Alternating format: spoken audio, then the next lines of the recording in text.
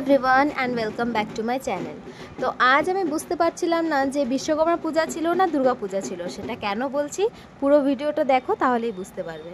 তো সকাল সকাল আমার স্কুল ছিল বলে আমি চলে গিয়েছিলাম স্কুল থেকে আসার পরে আমার গাড়ির পুজো দিয়ে নিই, কারণ আমি আসার পরেও দেখছিলাম যে মামার বাড়িতে এখনও পুজো হয়নি। পুজো দেওয়ার পর আমরা সবাই মিলে বেরিয়ে পড়ি পুরো ঘুরবো বলে, কারণ আমাদের এখানে বিশ্বকর্মা পূজাটাও ঠিক দুর্গা পুজোর মতোই হয়।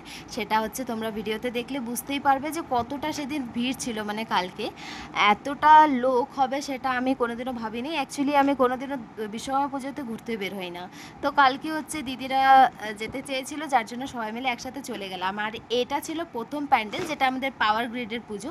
এই পাওয়ার গ্রিডের পুজোতে গিয়ে দেখলাম যে এতটা ভিড় আর এত লোক এসেছে, তো এরা যে কোথা থেকে আসলো সেটাও বুঝতে পারছিলাম না। আর আমাদের বীরপাড়াতে এত লোক আছে আমি সেটাও জানতাম না। প্যান্ডেলে যাওয়ার পর বুঝতে পারছিলাম না যে এটা করম পূজা হচ্ছে, যেটা আদিবাসীদের পুজো হয়, নাকি দুর্গা পুজো না বিশ্বকর্মা পুজো, পুরো কনফিউজ ছিলাম। তো আমাদের প্রথম ঠাকুর দেখা হয় এটা ছিল পাওয়ার হাউসের পুজো। তারপরে আমরা চলে যাই, এখন যেটা দেখছো সেটা হচ্ছে পাশেই একটা গ্যারেজের পুজো ছিল। তারপরে এখান থেকে বেরিয়ে আমরা চলে যাই পাওয়ার গ্রিডের পুজো দেখতে, যেটাও খুব সুন্দর করেছিল। এখানে প্রত্যেকটা লাইট দিয়ে সাজিয়েছিল, আর এখানে পেন্টিংগুলো সবসময় করা থাকে, যেটা দেখে আমারও খুব ভালো লেগেছিলো। অ্যাকচুয়ালি আমার এখানে যাওয়া হয়নি কোনোদিনও, তো এই প্রথমেই আমি গেছিলাম, দেখে বেশ ভালোই লাগছিল।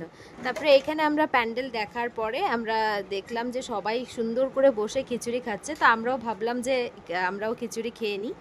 আর আমার অ্যাকচুয়ালি প্যান্ডেলের খিচুড়ি খেতে খুবই বেশি ভালো লাগে।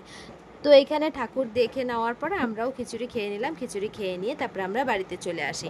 এই ছিল আমার ছোট্ট একটি ব্লগ। যদি তোমাদের ভালো লেগে থাকে তাহলে অবশ্যই চ্যানেলটিকে সাবস্ক্রাইব করো। দেখা হচ্ছে পরের ভিডিওতে।